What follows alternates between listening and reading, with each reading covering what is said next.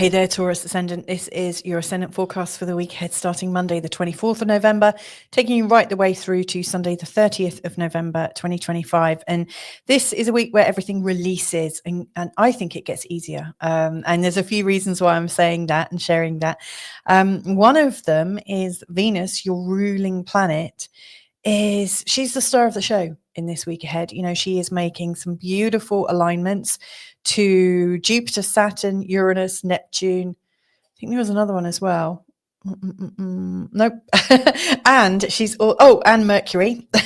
And she's also going into the sign of Sagittarius right at the end of the week. This week is really opening up from the very Scorpio energy that we've previously had.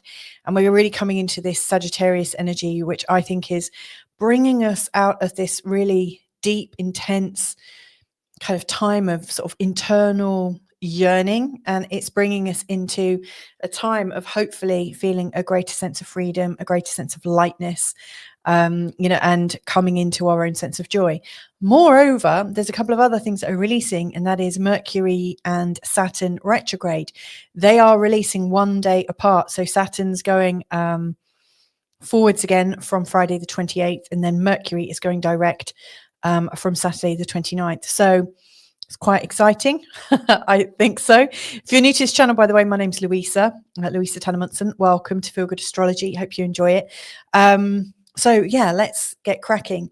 As ever, I'm bringing up my slides, and I always like to just put a shout out to everybody that supports this channel, whether it's historically, currently, regularly, however you support me and my membership. I really, really appreciate that. Thank you so much. Anyway, these are the two charts. This is the one for Sunday the 23rd. This is literally where we're leaving the previous forecast, with the sun newly in the sign of Sagittarius and the moon in the sign of Capricorn.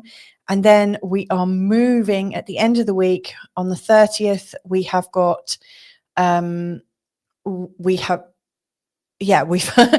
got Venus just into the sign of Sagittarius, the sun in Sagittarius, and we've got the moon in Aries. So you'll see the moon is moving from here to here. So it's an interesting part of the chart where all this is happening. Anyway, let's take this step by step. So you'll see here, I've listed the most, the most important aspects of this week ahead for you. The first one that's really coming up is on the 24th. In fact, if you look, you'll see the 24th, 25th, 26th. That's Monday, Tuesday, Wednesday. But then Friday, Saturday, Sunday, there's just so much more going on. And so I think Friday, Saturday, Sunday is where things start to get exciting, where things start to release, and where you get that sort of feeling. I had this, I just heard in my head quantum. It feels like a quantum movement forwards, something not earthly. It feels really quite out of this world. But at the start of this week, we are absolutely on terra firma, because Mars, which is currently here for you in the sign of Sagittarius, is in a T-square between the North Node and the South Node, exactly on the 24th. That's Monday the 24th. Now, the South Node often represents the past and what we're coming from. Did we do everything? Did we complete on everything? And of course, where we complete on everything, it's much easier to go into the future, which is often what the North Node is showing us. It's also showing us where we might get challenged in the future, like what are we currently learning? And so Mars here is always speaking about action, in particular here for you in the sign of Sagittarius in the 8th house. I'm thinking, what haven't you taken action on already to do with how you're managing money, how you're managing assets, how you're managing the things between you and the other people that you feel very close to? So that could be your partner if you share a house, and bills and kids and things like that. It could be your family in terms of family wealth.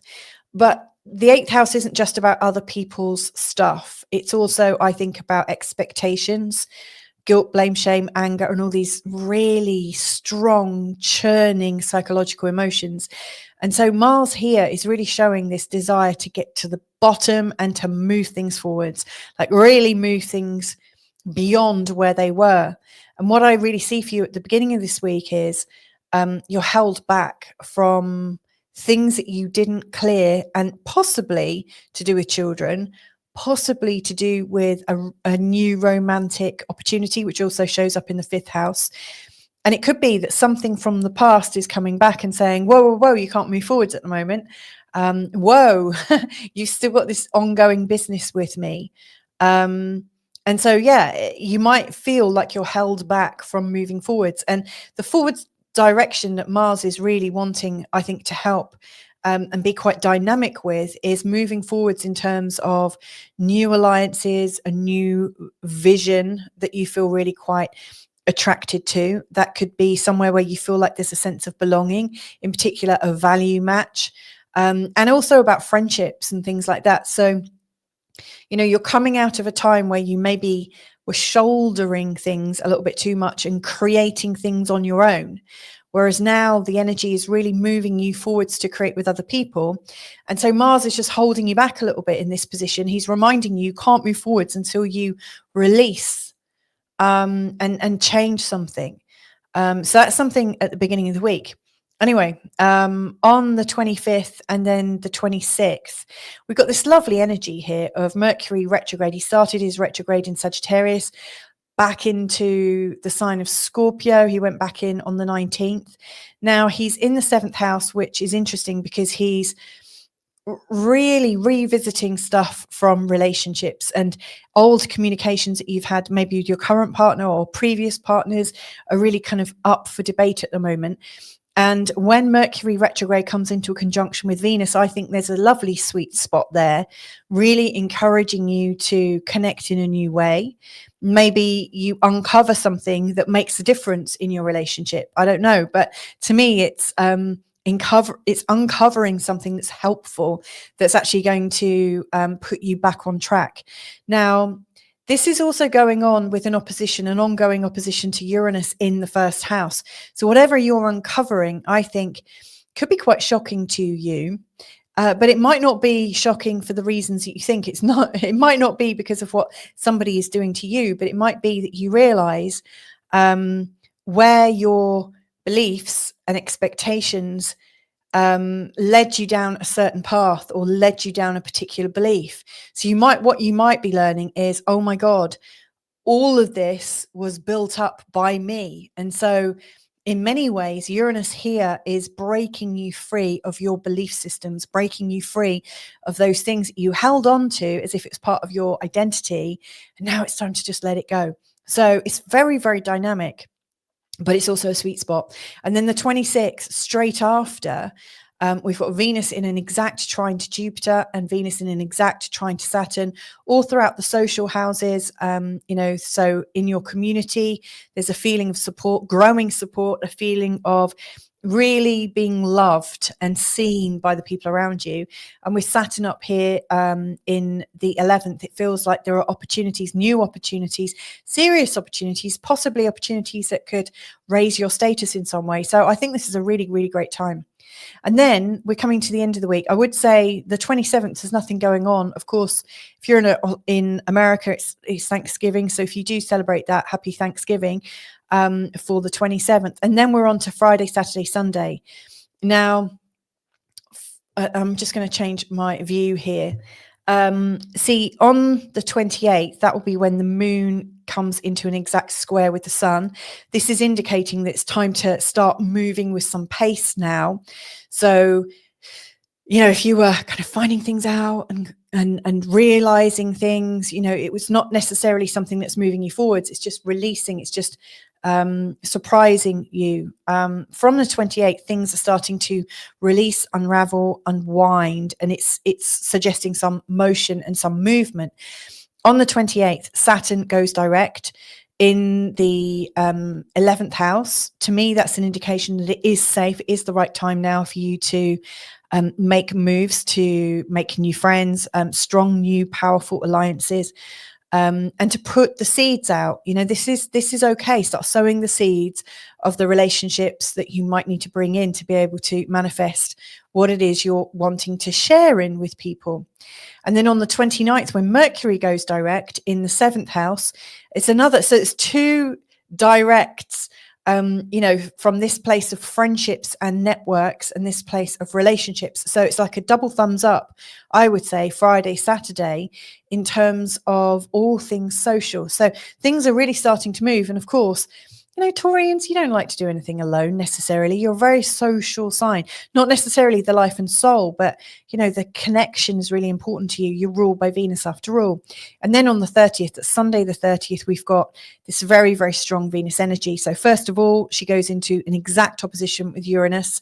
And so anything that's been brewing all week that you've learned and changed your perspective on, to me, that's a feeling of an emotional breakthrough or a relationship turning point where what you're turning through will help you go deeper. I love that. Then she's also making an exact trine with Neptune. To me, this is a level of forgiveness for yourself and a level of gratitude and gentleness and really a high level of empathy that's coming up at the same time. So whatever you're breaking through on, I think is going to give you a whole richer seam of relationships coming forwards, which I love. And then finally, Venus moves into the sign of Sagittarius. I mean, she's not strong in the sign of Scorpio. She goes really deep and she really feels things so strongly. So I think as she goes into the sign of Sagittarius, it's still very much a relationship house. It's a relationship house where things go much deeper.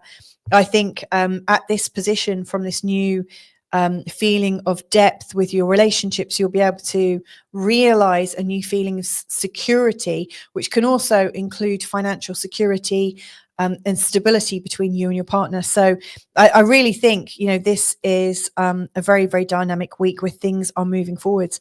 And, at the end of the week, there's a sense of possibility, new, fresh perspective, and also this quantum momentum. So that's where I'm going to leave this for you, Taurus. I hope that's helpful.